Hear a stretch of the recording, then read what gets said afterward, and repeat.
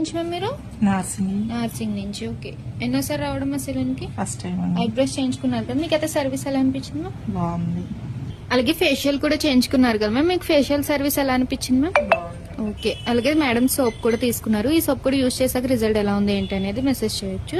మీకు services చేయించుకున్నందుకు return gift వచ్చేసి bag ఇస్తున్నాం అన్నమాట. అసలు మార్నింగ్ 10 to నైట్ 10 వరకు ఓపెన్, సండే కూడా ఓపెన్ లోనే ఉంటుంది.